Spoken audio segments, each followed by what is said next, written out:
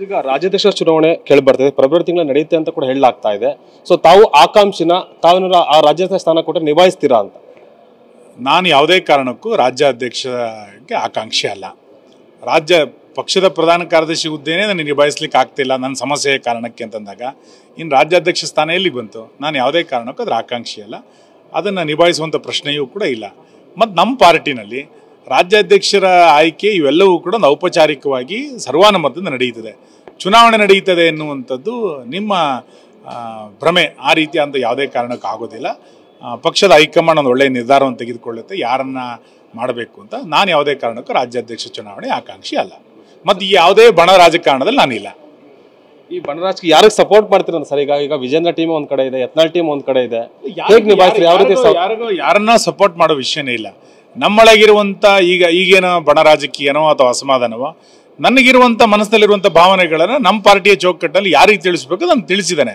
ಅದು ಯಾರ ವಿರುದ್ಧನೂ ಅಲ್ಲ, ಯಾರ ಪರನೂ ಅಲ್ಲ. ರಾಜ್ಯದ ಹಿತದೃಷ್ಟಿಯಿಂದ, ಕರ್ನಾಟಕದ BJP ಹಿತದೃಷ್ಟಿಯಿಂದ ನನ್ನ ಮನಸ್ಸಿನಲ್ಲಿರುವಂಥ ಸಲಹೆಗಳನ್ನು ಈಗಾಗಲೇ ನಾನು ತುಂಬ ಜನರ ಗಮನಕ್ಕೆ ತಂದಿದ್ದೇನೆ, ಇನ್ನು ಮುಂದಿನ ತರೋನಿದ್ದೇನೆ. ಇದು ನಮ್ಮ ಪಾರ್ಟಿಯ ಒಳಗಿನ ಆಂತರಿಕ ವ್ಯವಸ್ಥೆ.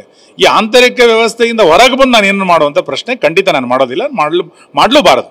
ಸರ್, ಇವತ್ತು 2 ಸಭೆ ಕೂಡ ನಡೀತಾ ಇದೆ. ಜೊತೆ ಈಗ ಕಟ್ಟಾ ಸುಬ್ರಹ್ಮಣ್ಯ ನಾಯ್ಡು ಮತ್ತು ರೇಣುಕಾಚಾರ್ಯ ಕೂಡ ಪ್ರತ್ಯೇಕವಾದ ಸಭೆಗಳನ್ನು ಕೂಡ ಮಾಡ್ತಾ ಇದ್ದಾರೆ ರಾಜ್ಯಾಧ್ಯಕ್ಷ ಸ್ಥಾನ ಬದಲಾವಣೆ ಸಂಬಂಧಪಟ್ಟ ಹಾಗೆ. ಈ ರೀತಿ ಪ್ರತ್ಯೇಕ ಸಭೆಗಳನ್ನು ಯಾರು ಮಾಡಿದಾರೋ ಅವ್ರನ್ನ ರಾಜ್ಯಾಧ್ಯಕ್ಷರು ಅಥವಾ ನಮ್ಮ ರಾಷ್ಟ್ರೀಯ ನಾಯಕರು ಗಮನಿಸಬೇಕು. ಈ ಪ್ರತ್ಯೇಕ ಸಭೆಗಳ ಬಗ್ಗೆ ನಾನು ಯಾವುದೇ ಕಾಮೆಂಟ್ಸ್ಗಳನ್ನು ಮಾಡೋದಿಲ್ಲ. ಆದರೆ ತಳಮಟ್ಟದ ಕಾರ್ಯಕರ್ತ ಇದೆಲ್ಲದರಿಂದನೂ ಕೂಡ ನೊಂದಿದ್ದಾನೆ ಅನ್ನುವಂಥದ್ದು ನಂಗೆ ಗೊತ್ತಿದೆ. ನಾನು ಒಬ್ಬ ತಳಮಟ್ಟದ ಕಾರ್ಯಕರ್ತನಾಗಿ ಕೆಲಸ ಮಾಡೋದಂತನು. ರಾಜ್ಯದಲ್ಲಿ ನಡೀತಾ ಇರುವಂಥ ಈ ಬೆಳವಣಿಗೆಗಳು ಖಂಡಿತ ಕಾರ್ಯಕರ್ತರ ಮನಸ್ಸಿಗೆ ನೋವಾಗುತ್ತೆ. ಆದಷ್ಟು ಶೀಘ್ರ ಈ ನೋವಿನಿಂದ ರಾಜ್ಯ ನಾಯಕತ್ವ ಹೊರಗೆ ಬರಬೇಕು ಅನ್ನುವಂಥ ವಿನಂತಿ ನಂದು.